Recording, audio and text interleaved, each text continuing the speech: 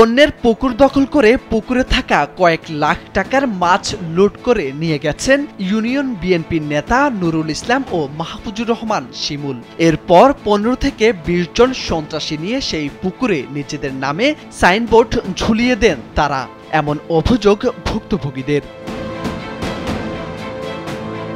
আর এসব অভিযোগের বিষয় জানতে সাংবাদিকরা বিএনপির নেতা অ্যাডভোকেট মাহফুজুর রহমান শিমুলকে কল করলে তিনি জানান, 5 আগস্টের পর লিজ বলতে কিছুই নেই। আপনারা দেশের হাবভাব বুঝেন না? থানা পুলিশ সারাদিন বসে থাকে আমাদের জন্য। জানেন আমি কে? আওয়ামী লীগ আমলে অনেক মামলা খেয়ে অনেক ক্ষতি হয়েছে, এখন সেগুলো উঠাতে হবে। আজকেই পোলাপান পাঠিয়ে তুলে নিয়ে আসবো। 5 আগস্টের পর লিজ আছে নাকি বুঝেন না? দেশের বাবু বুঝেন আপনারা, থানা মানা ইসি বুঝেন না, দিন বেশি বসে কাম করলে এখন সেইটি আছে না লিজ মিস, ও থাকা পারবো না।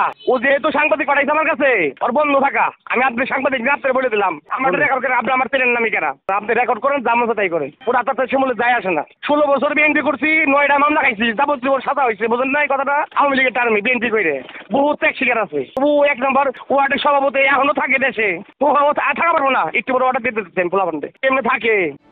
ঢাকার ধামরাইয়ে এভাবে জোর করে সাইনবোর্ড ঝুলিয়ে লিজের পুকুর নিজেদের দখলে নিলেন সুয়াপুর ইউনিয়ন বিএনপির সভাপতি নুরুল ইসলাম ও সাধারণ সম্পাদক অ্যাডভোকেট মাহফুজুর রহমান শিমুল।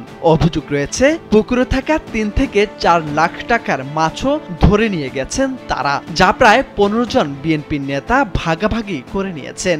অস্ত্র হাতে পুকুর লিজ নেয়া ভুক্তভোগী পরিবারকে ভয়ভীতি দেখান তাদের সাথে থাকা সন্ত্রাসীরা। সূত্র জানায়, উপজেলার সুয়াপুর ইউনিয়নে দেলতা মৌজায় প্রায় 250 শতকের একটি পুকুরে দীর্ঘ 10 বছর ধরে মাছ চাষ করেন সজীব মিয়া নামের এক যুবক। সজীবের বাবা মজিবুর রহমান 2 নম্বর ওয়ার্ড আওয়ামী লীগের সভাপতি। জানা গেছে, সজীব মিয়ার নামে লিজকৃত জমির নিয়মিত সরকারি খাজনা পরিশোধ করেন তারা।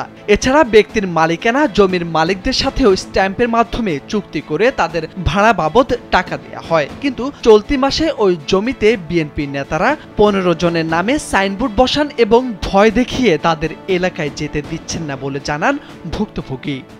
আমি ওই পুকুরে মাছ চাষ করতে, প্রতি বছর পুকুরে আমার 10 লক্ষ টাকার মাছ বিক্রি হয়। তরকারি করার কারণে আমি না দেওয়ার কারণে ওরা সাইনবোর্ডটা নেই। সাইনবোর্ডটা নেই আমাদের দেশে থাকতে দেবো না শিমুল।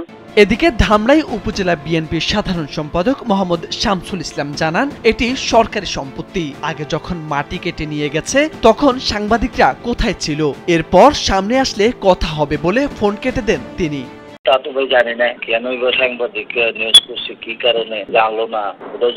11 জন জমি ছিল, পুকুর বানায় মাটি বেঁচে গেল, কোটি কোটি টাকা বেঁচে গেল, তখন কোনো নিউজ হয় না। কিন্তু এদিকে পুকুর পাড়ের চারদিকে কয়েকশো কলা গাছ রয়েছে। নুরুল ইসলাম ও মাহফুজুর রহমান শিমুলের নেতৃত্বে এসব গাছ থেকেও কলার কাঁদি কেটে নেয়ার অভিযোগ করেছেন ভুক্তভোগীরা। মোর্শেদ আলম, কালবেলা।